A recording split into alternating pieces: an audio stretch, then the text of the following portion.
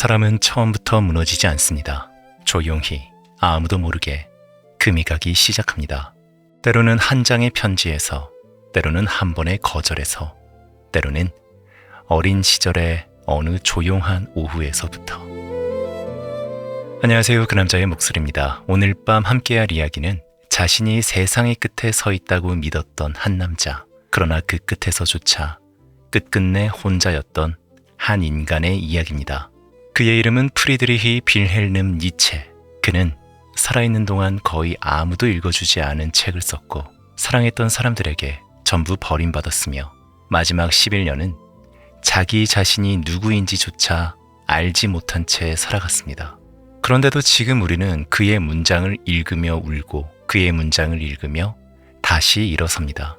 도대체 이 남자에게 무슨 일이 있었던 걸까요? 니체의 인생, 오늘 밤 함께하겠습니다. 그럼에도 불구하고 오늘 밤도 잘 자요.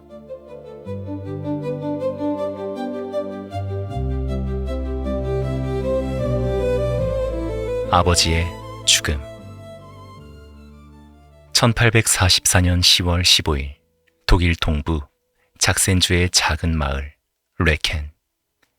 푸른 밀밭과 낮은 언덕, 돌로 지어진 오래된 교회 하나. 그날은 마침 프로이센 국왕 프리드리히 빌헬름 4세의 생일이었습니다. 마을 목사관의 작은 방에서 한 아이가 태어납니다. 아버지는 감격에 겨워 아이에게 왕의 이름을 그대로 붙입니다. 프리드리히 빌헬름 니체. 아버지 카를 루트비히 니체, 루터교 목사였던 그는 부드럽고 조용한 사람이었습니다. 피아노를 사랑했고 책을 사랑했고 가족을 사랑했습니다. 그는 이 아이가 자신처럼 조용하고 경건한 사람이 되기를 바랐습니다. 하지만 그 평범한 풍경은 너무 일찍 무너집니다. 1849년 니체가 막 5살이 되던 해, 아버지는 갑작스러운 병을 앓기 시작합니다. 끔찍한 두통, 시력의 상실, 그리고 서서히 무너지는 정신. 그는 침대 위에서 점점 말을 잃어갔습니다. 의사들은 그 병을 뇌연화증이라고 불렀습니다. 오늘날의 의학으로 보자면 아마도 뇌출혈이나 뇌종양에 가까운 병이었습니다. 그해 7월 30일, 아버지는 36의 나이에 세상을 떠납니다. 5살의 니체는 아버지의 관이 교회 마당으로 운구되는 장면을 바라봅니다. 종소리가 길게 울렸습니다. 그 종소리를 그는 평생 잊지 못합니다. 그리고 이듬해 1월, 어린 남동생 요제프, 겨우 2살이었던 아이마저 아버지의 뒤를 따라갑니다. 한 해 사이에 아버지와 남동생을 동시에 잃은 아이. 5살의 니체에게 세상은 이미 언제든 사라질 수 있는 것이 되어 있었습니다. 훗날 그는 씁니다. 나의 가장 이른 기억은 죽음이었다. 집에는 이제 어머니 프란치스카, 할머니, 두 이모, 그리고 여동생 엘리자베스만이 남았습니다. 모두 여자였고 모두 그를 사랑했지만 아무도 그의 질문에 답해주지는 못했습니다. 왜 사람은 죽는 걸까? 아버지는 지금 어디에 있을까? 신은 정말로 존재하는 걸까? 그는 다른 아이들처럼 뛰어놀지 않았습니다. 혼자 앉아 책을 읽었고, 혼자 피아노를 쳤고, 혼자 오래 생각했습니다. 마을 사람들은 그를 이렇게 불렀습니다. 작은 목사. 하지만 어느 누구도 알지 못했습니다. 그 작은 목사의 가슴 속에서 신에 대한 의심이 이미 뿌리 내리고 있다는 것을. 천재라는 이름의 무게. 1858년 14살, 니체는 독일 최고의 명문 기숙학교 슐포르타의 장학생으로 입학합니다. 12세기의 시토 수도원으로 세워진 그 학교는 철학자 피히테, 시인 클롭슈토크, 역사가 랑케가 거쳐간 곳이었습니다. 아침 5시 기상, 찬물 세수, 라틴어 미사, 그리고 하루 10시간이 넘는 고전어 수업. 엄격했고 차가웠고 외로웠습니다. 그러나 니체는 그곳에서 처음으로 자신의 재능을 발견합니다. 그리스어와 라틴어, 음악과 시, 그가 손대는 모든 것에서 빛이 났습니다. 선생들은 복도에서 수군거렸습니다. 저 아이는 다르다. 저 아이는 언젠가 무언가가 될 것이다. 하지만 친구는 많지 않았습니다. 그들에게는 단 3명의 벗, 파울 도이센, 카를 폰 게르스도르프, 에르빈 로데가 있었고 그들과 함께 게르마니아라는 작은 모임을 만들어 시와 음악을 나눴습니다. 그리고 그 무렵 그는 이미 의심하고 있었습니다. 신을, 아버지의 신을, 세상을 지탱한다고 믿었던 모든 질서를. 그는 공책 한 구석에 이렇게 적습니다. 내가 지금 붙들고 있는 모든 것을 언젠가 나는 스스로 부숴야 할 것이다. 1864년 본 대학교. 니체는 신학과 고전 문헌학을 공부하기 위해 입학합니다. 어머니의 바람대로 아버지의 길을 따라 목사가 되어야 했습니다. 하지만 그해 부활절, 집으로 돌아온 니체는 어머니에게 조용히 말합니다. 어머니, 저는 더 이상 성찬식에 참여하지 않겠습니다. 어머니는 울었습니다. 여동생은 소리쳤습니다. 하지만 니체의 결심은 돌이킬 수 없었습니다. 그는 신학을 버리고 오직 고전 문헌학에 몰두합니다. 이듬해 그는 라이프치히 대학으로 옮겨 당대 최고의 문헌학자 프리드리히 리츠 교수의 가르침을 받습니다. 그리고 그 라이프치히의 어느 낡은 헌 책방에서 그의 인생을 뒤흔드는 한 권의 책을 발견합니다. 아르투어 쇼펜하우어, 의지와 표상으로서의 세계. 그 책을 읽은 그날 밤 니체는 잠들지 못했습니다. 세계는 의지다. 그리고 그 의지는 고통이다. 쇼펜하우어의 그 문장은 니체가 오래도록 품어왔던 질문에 대한 첫 번째 대답이었습니다. 그는 훗날 이렇게 회상합니다. 나는 그 책에서 나 자신의 얼굴을 보았다. 그날 이후 그의 눈빛은 달라졌습니다. 그는 이제 질문하는 사람이 아니라 대답을 찾아 길을 떠나야 하는 사람이었습니다. 그리고 1869년, 니체는 아직 박사학위도 없었습니다. 논문 한 편조차 심사받기 전이었습니다. 그런데도 스위스 바젤 대학교에서 고전 문헌학 정교수 자리가 제안됩니다. 24살, 독일어권 대학 역사상 가장 젊은 정교수였습니다. 사람들은 그를 천재라고 불렀습니다. 신문이 그의 이름을 실었고 교수들이 그의 이름을 외웠습니다. 그러나 그는 알고 있었습니다. 천재라는 말은 언제나 외로움과 함께 온다는 것을. 취임 강의가 끝난 밤, 니체는 낯선 도시의 하숙방으로 돌아옵니다. 창밖으로 라인강이 흐르고 있었습니다. 그는 촛불을 켜고 텅 빈 방을 바라보며 생각합니다. 여기서부터는 나 혼자다.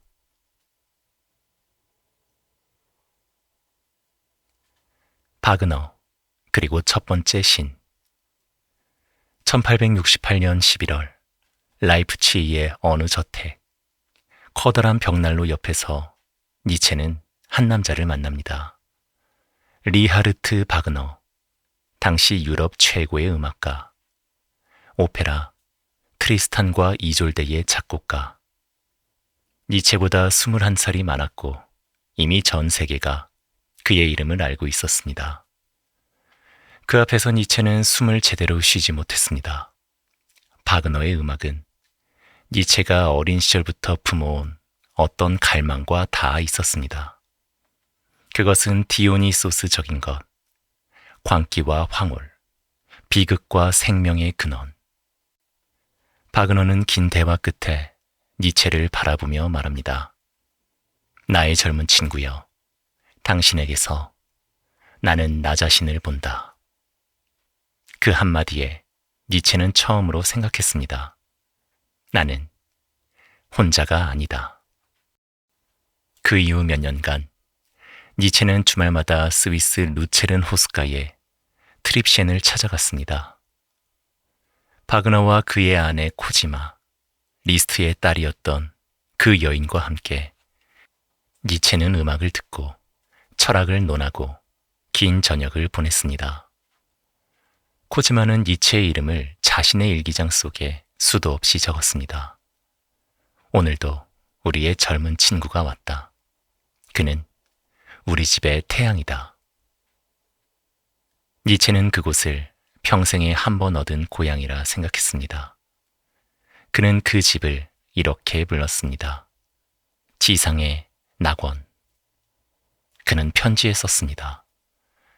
나는 이곳에서만 온전히 살아있다. 그 밖의 모든 시간은 그림자일 뿐이다. 1872년 그는 바그너에게 헌정하는 첫 번째 책을 출간합니다. 비극의 탄생. 그 책에서 그는 선언합니다.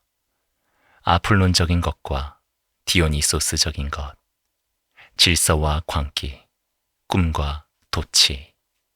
이 두 힘이 부딪히는 그곳에서 예술은 태어난다. 그는 믿었습니다. 고대 그리스인들은 삶이 얼마나 끔찍한지 알고 있었고, 그래서 비극을 만들어냈다고. 삶을 미화하지 않고 있는 그대로 끌어안는 용기. 그것이 위대함이라고. 그러나 학계는 냉혹했습니다. 이것은 학문이 아니다.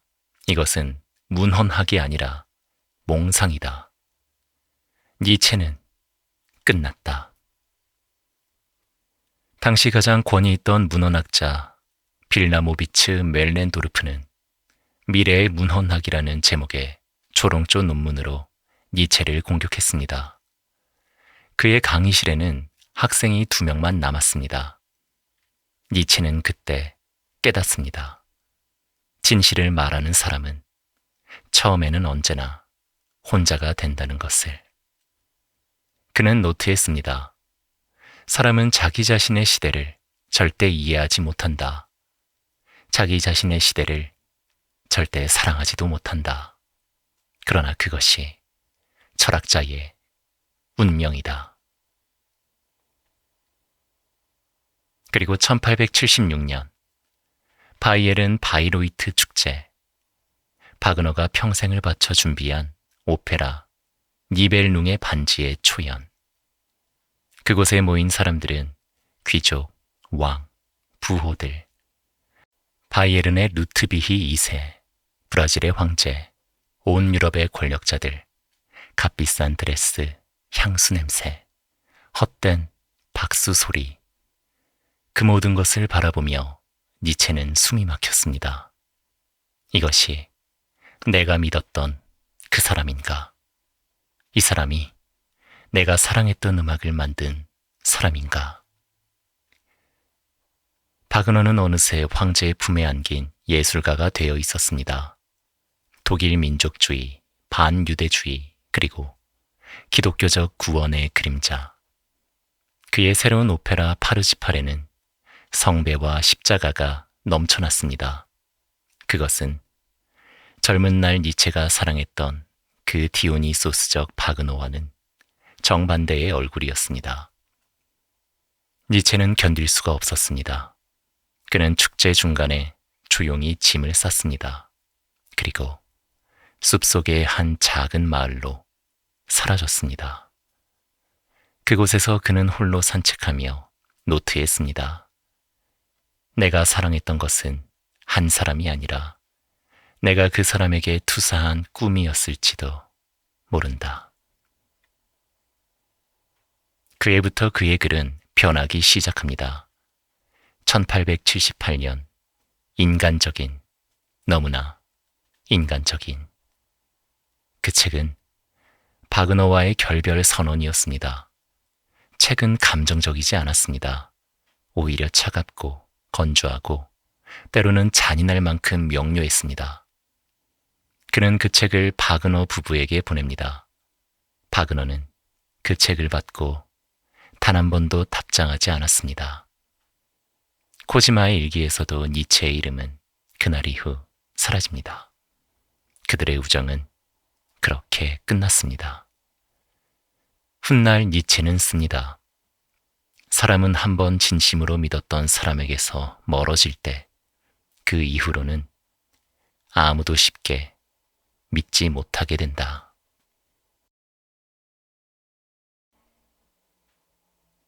병, 그리고 떠도는 자. 1879년, 니체의 몸은 완전히 무너집니다. 끔찍한 편두통은 사흘씩 이어졌습니다. 한쪽 눈의 시력은 거의 사라졌고 다른 눈도 빠르게 흐려지고 있었습니다. 구토, 오한, 온몸의 통증. 어떤 날은 20시간을 침대에 누워 있어도 나아지지 않았습니다. 일부 학자들은 그의 병의 원인을 1870년 프로이센 프랑스 전쟁에 위생병으로 참전했을 때 걸렸던 이질과 디프테리아에서 찾기도 합니다. 또 다른 이들은 매독 초기 감염을 이야기합니다.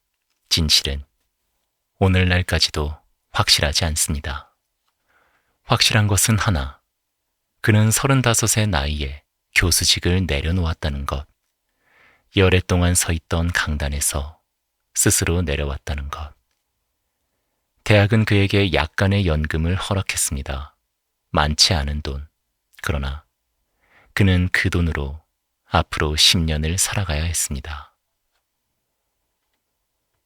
이후 10년, 니체는 집이 없는 사람이었습니다. 여름에는 스위스의 고산 마을 실스마리아, 겨울에는 이탈리아의 제노바, 베네치아, 니스, 라팔로, 토리노. 그는 계절을 따라 도시를 바꿔가며 살았습니다. 하숙방, 값싼 식당, 낡은 외투, 양말 한 켤레를 몇 번이고 기워 신었고 종잇값을 아끼기 위해 연필을 끝까지 짧게 썼습니다. 그러나 바로 그 고독 속에서 그는 가장 빛나는 글들을 썼습니다. 즐거운 학문, 아침놀. 그의 문장은 점점 가볍고 투명해졌습니다. 마치 알프스의 공기처럼. 1881년 8월, 실스마리아. 실바플라나 호스카를 산책하던 니체는 피라미드 모양의 거대한 바위 앞에서 걸음을 멈춥니다. 그때 한 가지 생각이 벼락처럼 내려옵니다. 영원 회귀. 모든 순간은 이 모습 그대로 끝없이 다시 돌아온다. 당신이 지금 살아내고 있는 이 한순간이 똑같이 무한히 반복된다. 그렇다면 당신은 지금 이 순간을 사랑할 수 있는가? 지금 이 고독을, 이 병을, 이 실패를 무한히 반복해도 좋다고 말할 수 있는가? 그 질문 앞에서 니체는 몸을 떨었습니다. 그리고 그는 자기 자신에게 이렇게 속삭였습니다. 아모르 파티, 운명을 사랑하라. 그 말은 자기 자신에게 건네는 기도였습니다. 앞으로 다가올 모든 상처를 미리 끌어안으려는 한 인간의 결심이었습니다. 루 살로메, 단 한 번의 봄. 1882년 4월, 로마. 봄의 햇살이 스페인 광장을 내리쬐던 그날, 니체는 로마의 베드로 성당에서 한 젊은 여자를 소개받습니다. 루 살로메, 21살, 러시아 상트페테르부르크 출신, 철학과 신학과 문학에 능통한 자유로운 영혼, 당대 유럽에서 가장 비범하다고 소문났던 여성. 그녀는 웃음이 맑았고 눈빛이 깊었습니다. 그녀는 니체가 평생 꿈꿔왔던 모든 것이었습니다. 지성과 자유, 그리고 두려움 없는 정신. 니체는 자신의 친구 파울레와 그녀를 만났습니다. 세 사람은 긴 대화를 나눴습니다. 철학과 종교, 결혼과 자유에 대하여. 헤어지는 길, 니체는 레에게 말합니다. 이 사람이네. 내가 찾던 사람이. 그는 그녀에게 말했습니다. 우리가 어느 별에서 이미 만난 적이 있지 않을까요? 그녀는 웃었습니다. 그 웃음을 니체는 평생 잊지 못합니다.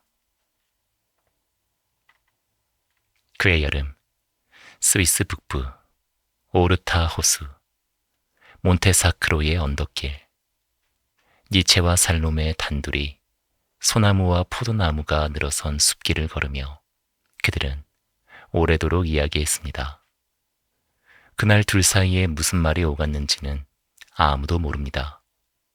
살로메는 그 순간을 평생 비밀로 간직했고 니체는 훗날 그 산책을 내 인생에서 가장 황홀한 꿈이라 불렀습니다.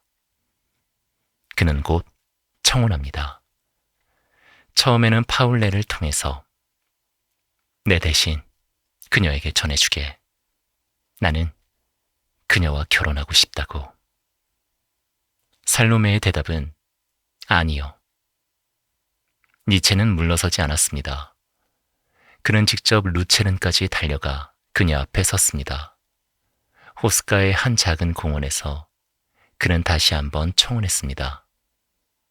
그녀는 부드럽지만 단단한 목소리로 다시 말합니다. 아니요, 저는 결혼하지 않습니다. 누구와도. 그해 겨울, 그들은 독일 옛나의 한 사진관에서 한 장의 사진을 남깁니다. 니체와 파울레가 마차를 끄는 자세로 매달려 있고 살로메는 그 마차 위에 작은 채찍을 들고 올라앉아 있는 사진. 그것은 살로메의 장난스러운 연출이었습니다. 세 사람은 그 사진을 찍으며 분명히 크게 웃었을 것입니다. 그러나 시간이 지나 그 사진을 들여다본 니체는 웃지 못했습니다. 그 마차 위에 앉아 있는 것은 자신을 이끌 사랑이 아니라 자신이 결코 붙잡지 못할 자유였기 때문입니다. 훗날 니체는 자라투스트라에 이런 문장을 남깁니다. 여자에게 갈 때는 채찍을 잊지 말라. 많은 사람이 그 문장을 여성 혐오라고 읽었습니다. 그러나 어떤 이들은 그 문장에서 저 사진의 쓰라린 그림자를 읽습니다. 겨울, 라이프치히. 니체는 마지막으로 살로메에게 편지를 씁니다. 10장, 20장. 그는 썼다가 찢고 썼다가 찢었습니다. 그녀는 답하지 않았습니다. 그는 방으로 돌아가 문을 걸어 잠깁니다.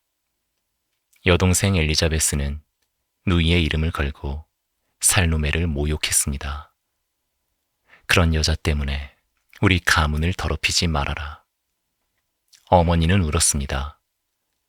내 아버지가 살아있었다면 이 꼴을 보지 않으셨을 텐데.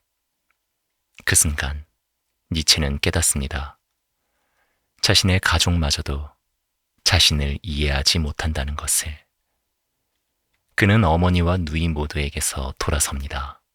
그리고 혼자, 완전히 혼자가 됩니다. 그는 일기했습니다. 나는 더 이상 아무도 믿을 수 없다. 나의 혀는 지쳤고 나의 심장은 너무 오래 뛰었다. 그 겨울, 그는 이가 다 빠진 듯 웃는 법을 잊었습니다. 그리고 글을 쓰기 시작합니다. 미친 사람처럼 혹은 미치지 않기 위해서. 차라투스트라는 이렇게 말했다. 1883년 2월 이탈리아 리비에라 라팔로의 바닷가 여관. 바람이 차갑게 불던 겨울의 끝. 니체는 열흘 만에 한 권의 책을 완성합니다.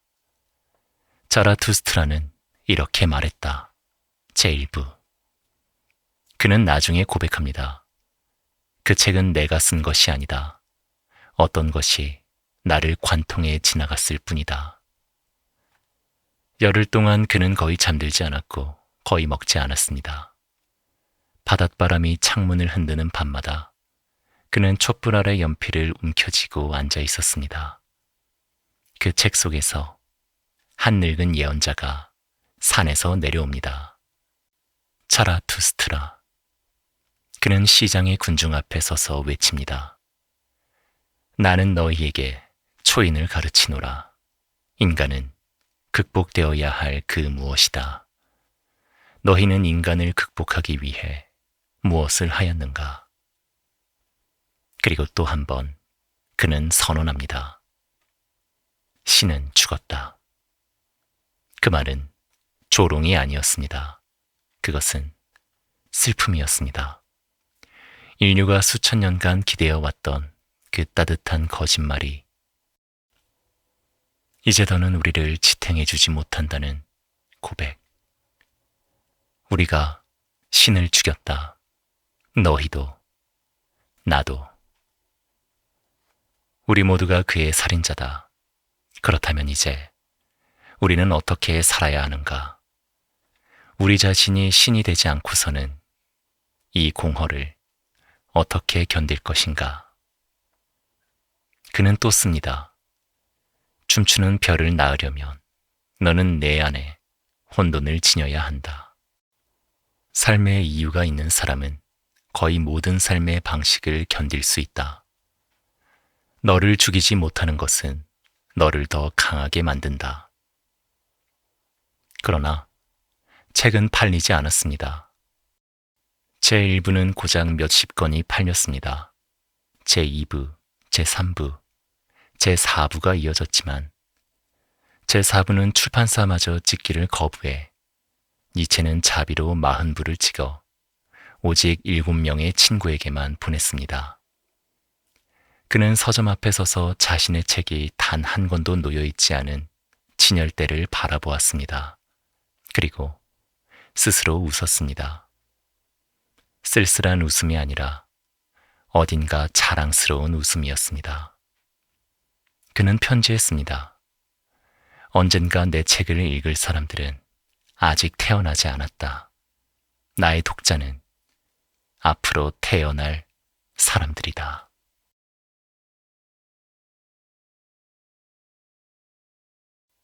시면을 들여다보다.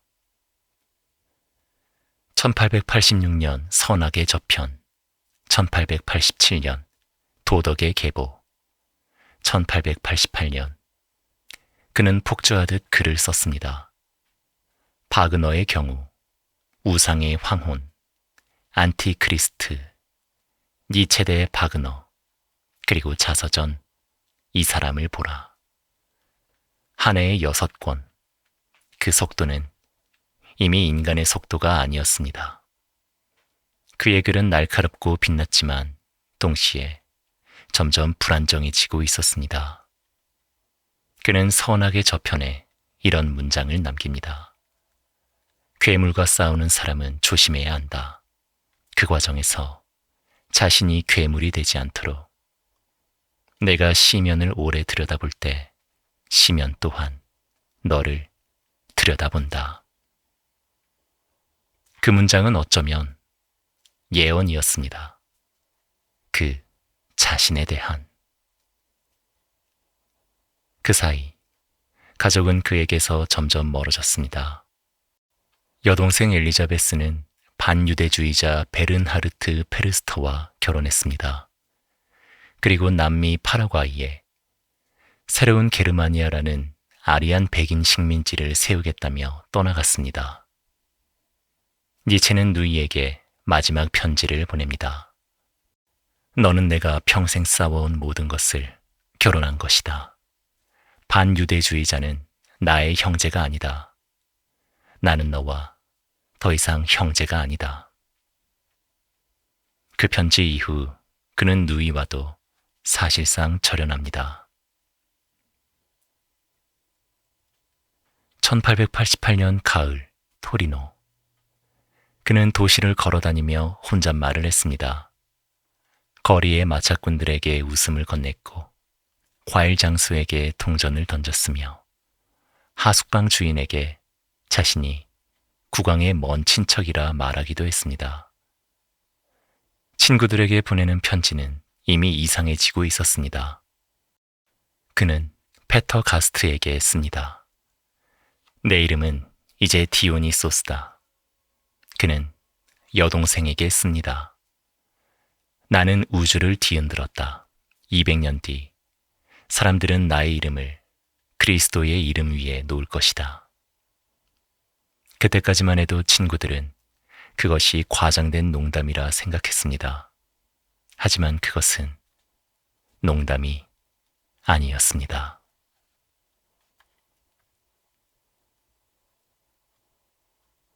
토리노의 말.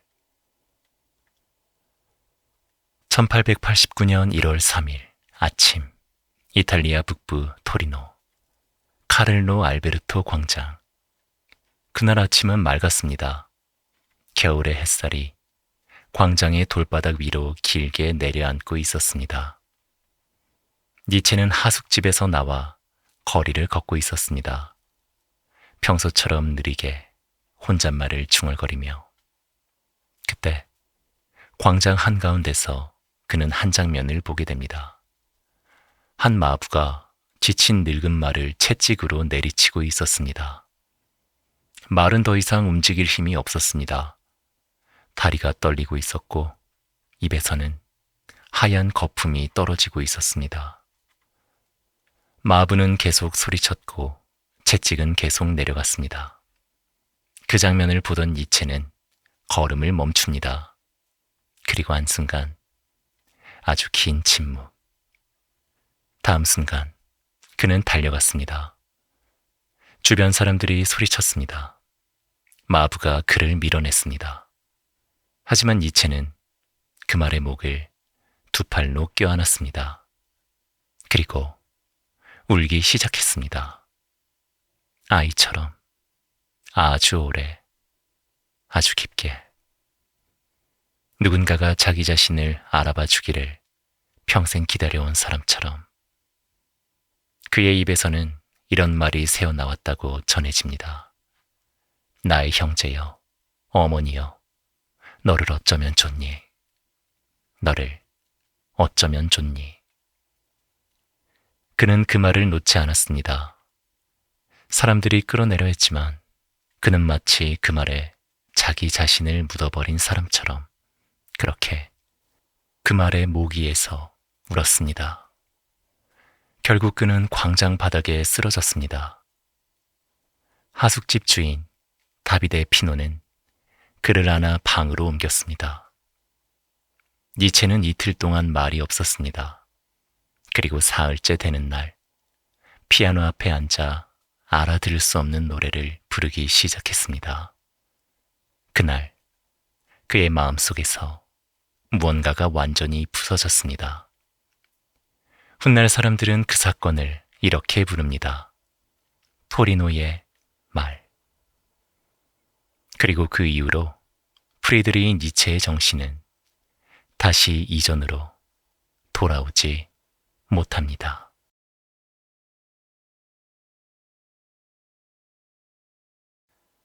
열한 해의 침묵. 토리노의 하숙집 주인이 니체의 오랜 친구 프란츠 오버베크에게 편지를 보냅니다. 니체 교수님이 이상하십니다. 부디 와주십시오. 바젤에서 한 걸음에 달려온 오버베크는 하숙방 문을 열고 들어섰을 때 숨을 멈췄습니다. 니체는 피아노 앞에 앉아 있었습니다. 반쯤 벗은 몸으로 울먹이듯 혼자 노래를 부르고 있었습니다. 오버베크가 이름을 부르자 니체는 그를 끌어안으며 소리쳤습니다. 오버베크, 자네였구나. 나의 친구. 그러더니 곧바로 어린아이처럼 울기 시작했습니다. 오버베크는 그날 밤 일기했습니다. 그는 내가 알던 니체가 아니었다. 그는 이제 이 세상의 사람이 아니었다. 오버베크는 그를 기차에 태워 바젤의 정신병원으로 데려갑니다. 그 후 예나 대학의 정신병원으로 옮겨집니다. 의사들의 진단명은 시대에 따라 바뀌었습니다. 매독에 의한 진행성 마비, 전두축두염 치매, 혹은 유전적 뇌질환, 혹은 그 모든 것. 아버지가 36에 돌아가셨던 바로 그 병이 아들에게도 내려온 것인지도 모릅니다. 정확한 원인은 오늘날까지도 밝혀지지 않았습니다. 그가 마지막 몇 달간 친구들에게 보낸 편지들은 후세에 광기의 편지로 불립니다. 그 편지들의 서명은 이렇게 바뀌어 있었습니다. 디오니소스, 십자가에 못 박힌 자. 한 편지에서 그는 덴마크의 비평가 게오르크 브란데스에게 이렇게 씁니다. 사랑하는 친구여, 자네가 나를 발견해준 이상 이제 나를 다시 잃어버리는 일은 기적이 아니면 불가능하네. 십자가에 못 박힌 자, 올림. 그 편지를 받은 친구들은 말없이 눈물을 흘렸습니다. 1890년 어머니 프란치스카가 그를 나움부르크의 집으로 데려갑니다. 다 자란 아들을 아기처럼 다시 먹이고 씻기고 재웠습니다. 그 어머니는 평생 신을 믿었던 독실한 여인입니다. 그녀의 아들이 신은 죽었다고 외쳤다는 것을 그녀는 끝내 이해하지 못했을지도 모릅니다. 하지만 그녀는 매일 밤 그의 이불을 여며 주었고 매일 아침 그의 얼굴을 닦아주었습니다. 니체는 더 이상 글을 쓰지 못했습니다. 말도 거의 하지 않았습니다. 때로 그는 창가에 서서 오랫동안 하늘만 바라보았습니다. 때로는 거울을 보며 이렇게 묻기도 했습니다. 누구십니까? 당신은? 1897년 어머니가 세상을 떠납니다. 그 집의 마지막 따뜻한 불씨가 함께 꺼졌습니다. 그를 돌볼 사람은 이제 누이 엘리자베스 뿐이었습니다.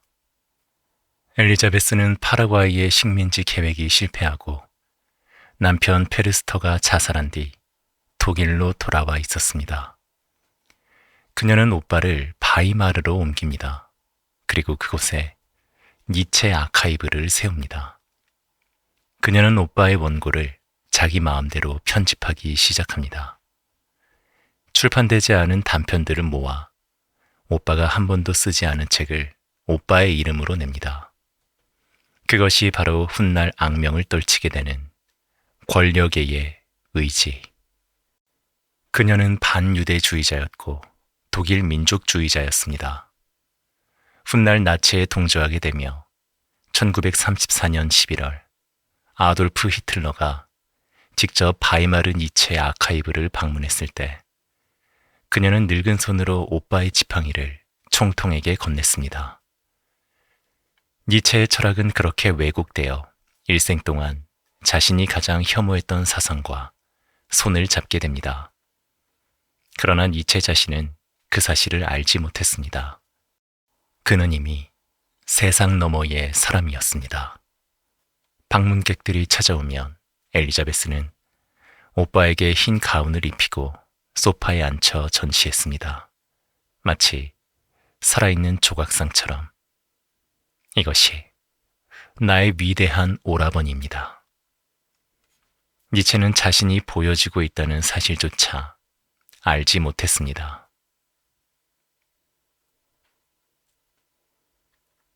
(1900년) 여름 1900년 8월 25일 바이마르. 그의 여름은 유난히 덥고 길었습니다. 니체의 방 창문 너머로 보리수의 잎이 흔들리고 있었습니다. 오후의 햇빛이 방 안을 천천히 기어다녔습니다. 그는 며칠째 고열에 시달리고 있었습니다. 폐렴과 뇌출혈이 함께 찾아왔습니다. 그날 오후 니체는 조용히 숨을 거둡니다. 향년 55세. 그의 마지막 말은 전해지지 않습니다. 그는 말을 잃은 지 이미 11년이 넘어 있었기 때문입니다. 장례식은 조용했습니다. 많은 사람이 오지는 않았습니다.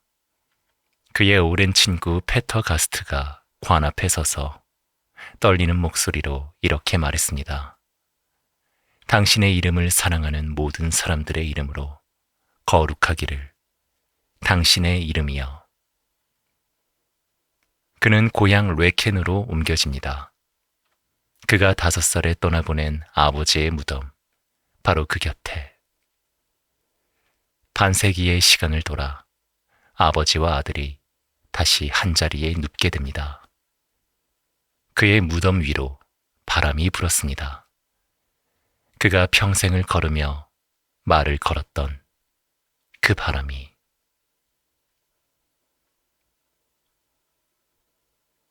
너무 늦은 이해.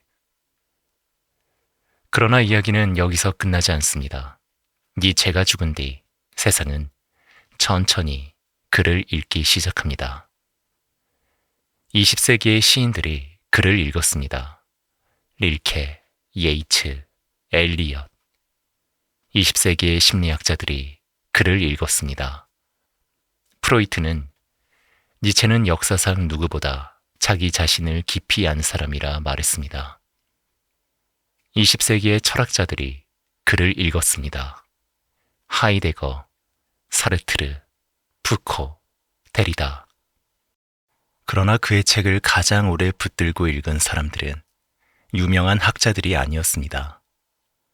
감옥에 갇힌 사람들, 전장에서 돌아온 사람들, 사랑에 실패한 사람들, 신을 잃은 사람들, 그리고 자기 자신을 견딜 수 없었던 사람들. 그들이 오래도록 그의 책을 읽었습니다. 그들은 이제야 알아차렸습니다. 그가 홀로 너무 오래전에 어떤 세계를 미리 살아내고 떠났다는 것을. 그가 남긴 말들은 이제 세상에서 가장 많이 인용되는 문장이 되었습니다. 춤추는 별을 낳으려면 너의 안에 혼돈을 지녀야 한다. 삶의 이유가 있는 사람은 거의 모든 방식을 견딜 수 있다. 너를 죽이지 못하는 것은 너를 더 강하게 만든다. 가장 조용한 말이 폭풍을 몰고 온다. 언젠가 날고 싶어 하는 자는 먼저 서는 법, 걷는 법, 달리는 법, 오르는 법, 춤추는 법을 배워야 한다. 날아오르는 일은 곧바로 배울 수 없다. 너 자신이 되어라. 지금까지 내가 행하고 생각하고 원했던 모든 것은 내가 너 자신이 되기 위한 그 여정일 뿐이었다. 하지만 그는 그 사실을 알지 못했습니다. 그는 살아있는 동안 단 한 번도 인정받지 못했습니다. 그는 살아있는 동안 단 한 번도 사랑받지 못했습니다. 우리는 그를 위대한 철학자라 부릅니다. 그러나 그는 한 사람이었습니다. 5살의 아버지를 잃고 24살의 교수가 되고 35의 모든 것을 내려놓고 44살에 한 마리 말을 껴안고 무너진, 평생 사랑받기를 원했지만 끝내 혼자였던 한 사람이었습니다. 그는 말했습니다. 가장 조용한 말이 폭풍을 몰고 온다. 그의 목소리는 조용했습니다. 그의 삶은 작았습니다. 그러나 그가 남긴 파문은 지금 이 순간에도 어딘가에서 퍼져가고 있습니다. 누군가가 무너지려 할 때, 누군가가 사랑에 실패했을 때, 누군가가 자기 자신을 미워할 때, 그의 문장은 여전히 어딘가에서 한 사람을 일으킵니다. 어둠 속에서 들려오는 아주 오래된 목소리처럼. 사람은 때로 너무 늦게 알아차립니다. 우리가 사랑했던 사람, 우리 곁에 있었던 사람, 우리가 이해하지 못했던 사람, 그 사람을 우리는 너무 자주 늦게 알아봅니다. 니체 자신도 마지막까지 자기 자신을 이해해주는 사람을 기다렸습니다. 그러나 그 기다림은 그가 눈을 감은 뒤에야 끝이 났습니다. 그러니 어쩌면 오늘 이 이야기를 듣고 있는 당신은 조금 다르게 살아야 할지도 모릅니다. 지금 곁에 있는 사람, 지금 하고 있는 말, 지금 느끼는 감정, 조금 더 따뜻하게, 조금 더 깊이, 조금 더 늦기 전에 그것이 한 사람이 평생을 걸어 우리에게 남긴 가장 마지막 문장일지도 모릅니다. 1844년 레켄의 작은 목사관에서 태어난 한 아이. 그 아이는 너무 일찍 아버지를 잃었고 그 뒤로 평생 무언가에 기대려다가 번번이 넘어졌습니다. 그러나 그 넘어진 자리에서 그는 끝끝내 한 문장을 집어들고 일어섰습니다. 아모르 파티, 운명을 사랑하라. 오늘 당신의 하루가 아무리 무거웠다 해도 이 문장 하나는 기억해 주십시오. 당신의 오늘도 그의 말처럼 언젠가 당신을 더 강하게 만들 것입니다. 네, 오늘의 이야기는 여기까지입니다. 들어주셔서 감사합니다.